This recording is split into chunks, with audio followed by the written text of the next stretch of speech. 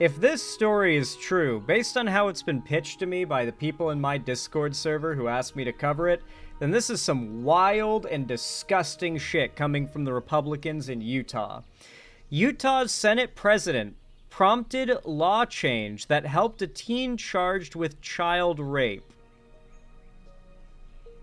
So there's for a while now been a little bit of a theory among the online left and even liberals that conservatives, who almost always just manifest the allegation of pedophilia to throw at their political opponents, when it really had no discernible connection to the conversation or the issue in the first place, is somewhat sus.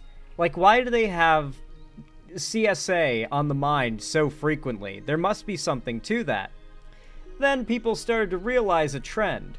Many of even the same people who are so frequently fear-mongering about how insert thing the left supports hurts children are themselves the biggest danger to children. And it keeps proving itself true every single time.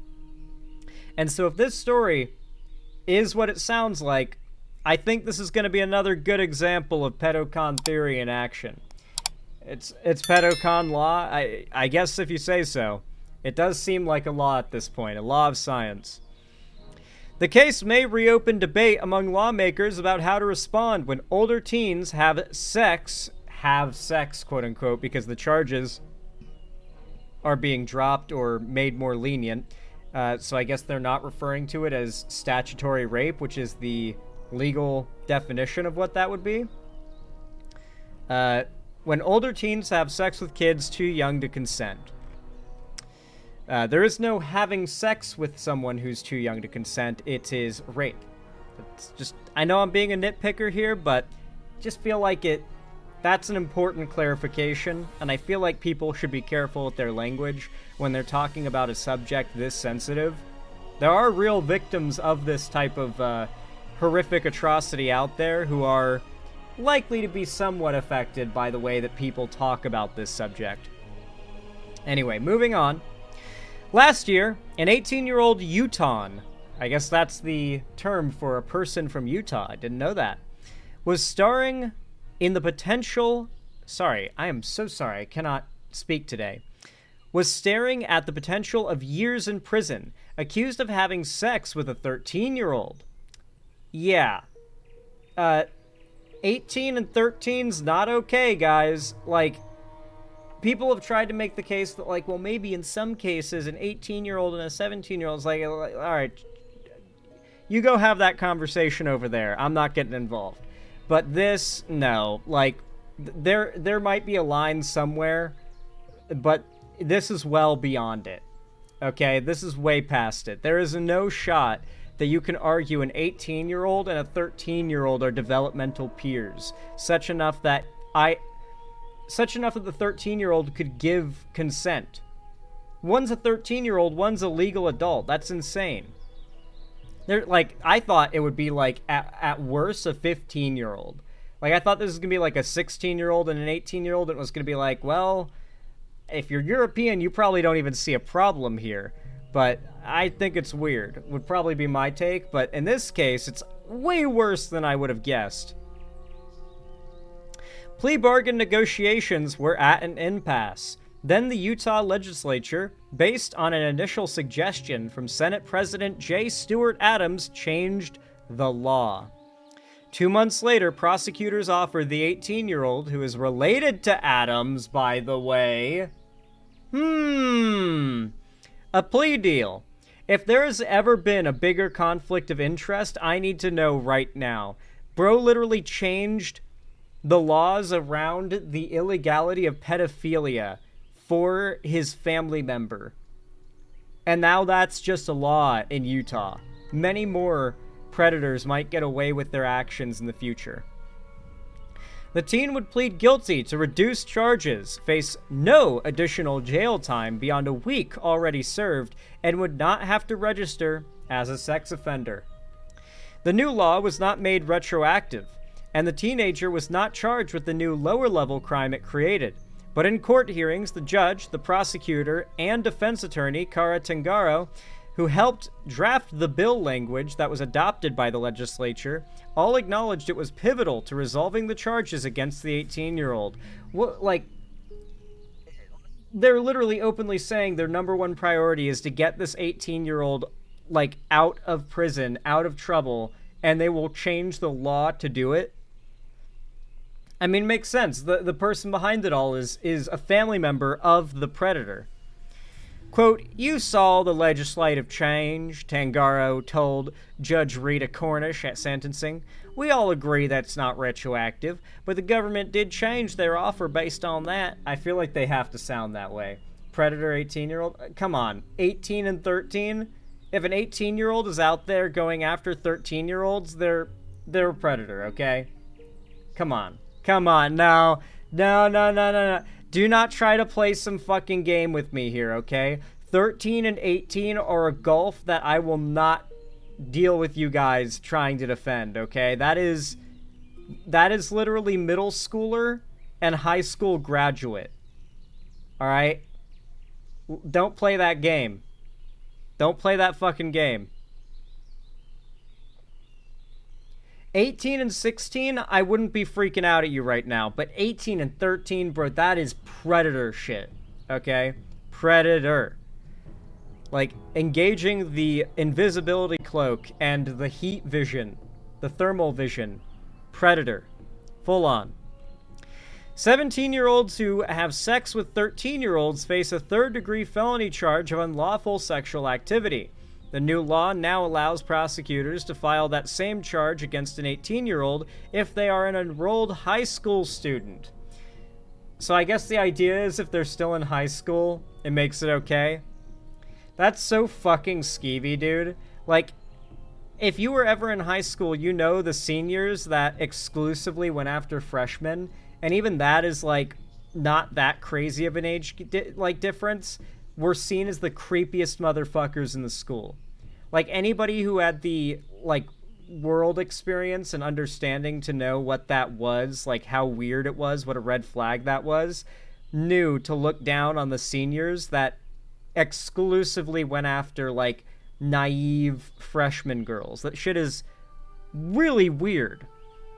And like, you start to realize there are just odd, weird, predatory dudes like that as early as high school, just from looking around at the other men around you, you know? Like, not many of them do that, to be fair. It is seen as a mark of shame to do such a thing. You'll get, hopefully, like back in the day, absolutely, like, dunked on for that type of behavior and called a creep, and rightly so, but, dude, some people are like that, even when they're teenagers. Predators don't just become predators around, like, what, mid-20s, 30s, whatever? No, a lot of them had predatory tendencies since teenage years into their 20s and onward.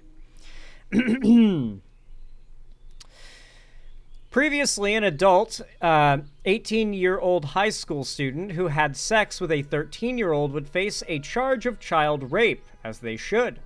A first-degree felony, as it should be. A conviction on that charge generally requires registration as a sex offender. Why generally? While a conviction on the newly created lesser charge does not. How convenient, by the way. The most severe thing besides prison time that can come with such a guilty verdict is not present now for these 18-year-olds that I guess just get away with poaching after 13-year-olds? Okay. In a statement to the Salt Lake Tribune, Adams said the case stemmed from a serious mistake. But he was surprised by the severity of the charges that were initially filed. The original charges were 2 counts of child rape and 2 counts of child sodomy, all first-degree felonies carrying the possibility of 25 years to life in prison, and a requirement to register as a sex offender. Of course, as he should. The Layton Republican emphasized that the new law was not retroactive and said he did not intend for it to impact the case. His intent was to help future students. Quote, "Some have suggested this change was made to benefit the case I was made aware of involving the high school senior. That is simply not true. Mind you, that high school senior, the one that he, like, wrote a law that got him off, literally his family member. That is simply not true, he said. While the sponsor of the bill was aware of the case, I did not request the legislation, and I did not intervene or give input on the drafting of the bill. The mother of the junior high school victim said in an interview with the Tribune that she was shocked to learn about the change to the law. Quote, "It was out of nowhere," she said. "I felt like I was punched in the gut." Like, how horrible must that be? Your literal middle school daughter gets raped by a high school senior, and the law changes to let him get away with it. Like, how much of a punch to the gut must that be? Like, instead of seeking justice, the people who run your state change the law to make hurting children legal. Like, what the fuck? She believes her child was an afterthought in both the legislative debate and the handling of the criminal case. "I feel like a law is the law, regardless of who you are. But that wasn't what was going on here," she said. "I feel like the 18-year-old just got special treatment, and nobody was going to say anything about it." Funny how I think the 18-year-old has had their name censored because all they are ever referred to as is the 18-year-old, while the 13-year-old in question is also only referred to the two by that name. So it seems like the police are requiring the press to keep this predator's name anonymous in the same way that they are for the actual minor who is victimized. Have you realized that we haven't gotten the name of the adult victimizer, that like the media and the police are treating him like a minor just because he's an 18-year-old senior? This story would have just happened, so like like, dude, this dude's gonna be graduating soon enough. He's basically gonna be going to college soon. Like, what the fuck? Is school even in session right now? I guess it's August right now, so maybe school's back in session. I guess it could be the beginning of the school year, like his senior year. But like, dude, this is why I brought up and suggested talking about the Roblox stuff. That is definitely a relevant topic for sure. I get where you're coming from with that. The case highlights a larger issue that legal systems nationwide continue to grapple with. How should the criminal justice system respond when an older teen has sex with someone younger who cannot legally consent? Stop saying older teen. We're talking about an 18-year-old. 18 is the legal age to vote, sign up for the military, shoot guns, own guns in many cases. Besides, like, pistols, you have to be 21, I think. Like, dude, come on. Come on. 18 is, like, you can sign your life away to the military. You are no longer a teenager. You are no longer an older teen. Maybe this is just the way the article is choosing to word it, but I don't like it. For prosecutors to use the new lower charge in cases involving a 13-year-old victim, evidence must show the teenagers in a case mutually agreed to the activity, even though a 13-year-old cannot give legal consent. Pam Vickrey, executive director at the Utah Juvenile Defender Attorneys, said it's not unusual for 18-year-olds who are still in high school to socialize with their student peers, but when it comes to sexual contact with younger peers, they can be prosecuted as adults, and should be. Across the country, in the space of juvenile justice, everyone is struggling with what to do with situations involving people who are too young to consent. I am genuinely blown away that this is where the conversation is at. Apparently a progressive group, their statement is really simple. This is a progressive group that has called out the Republican Senate president behind this. And their statement is simply, once you're an adult, you take responsibility. And I like that statement. Once you're an adult, you take responsibility. At 18 years old, you're a fucking adult. There is no scenario in which you should be given a lenient view when you're, like, going after minors. No. Why is this a conversation? How did we go from, in 1 year, trans people need to be wiped out because they might be a danger to kids, to, all right, well, listen, hear me out, okay? So here's why we have to make pedophilia legal, okay? Because this one guy, he swam real good. What the fuck? Come on. Is this really where the conversation is now? In a year, we go from fear-mongering about trans and gay people being predators to this? Like I said before, it's pedocon theory, or pedocon law, if you prefer. They kept on alleging that the left was pro-CSA, that the left was enabling predators over and over again, because they knew that fear-mongering about that was popular, that it would get people scared, worried about, the kids, protecting them, seeing the left as evil. But them pulling that out of thin air always came off as weird, and every passing year becomes more obvious why they can't get that allegation off the mind. It's always projection. Every allegation the right throws our way is just an admission of their own guilt, every time. And so keep that in mind in the future. If you enjoyed this segment, if you found it entertaining, educational, or enjoyable in any way whatsoever, then please consider leaving a like and a comment down below on this video, and consider liking the stream if you're watching this live. For those that don't know, roughly, I'd say 12% of my viewers like my videos, far fewer comment, but likes and comments are the best and freest way to support the channel.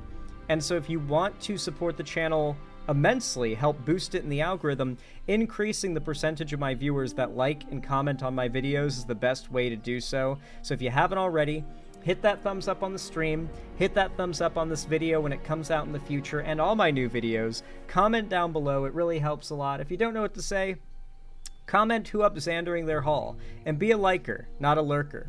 You can also subscribe and ring the bell icon if you haven't already, if you want to turn on all notifications as well. YouTube will actually tell you when I go live or upload new videos in the future. And of course, if you want to see more from me on other platforms, follow my social medias linked down below. I particularly recommend you join my fan Discord, as that is the main hub of my fan base and community, and I host gaming events, call-in streams, watch parties, and movie nights there every week. So you definitely don't want to miss anything. Join the Discord through the link down below, and you will not be disappointed. And finally, if you want to support me directly, financially, help me keep the lights on and a roof above my head here at the Xander Hall studio, then consider donating, subscribing, or gifting a subscription to somebody else on my website, xanderhall.com/live, or support me financially through YouTube, Twitch, Streamlabs, StreamElements, Patreon, or buy some custom Xander Hall merch through the Streamlabs link down below. Regardless of how you support me though, thank you all so much for watching, as always, and have a good one.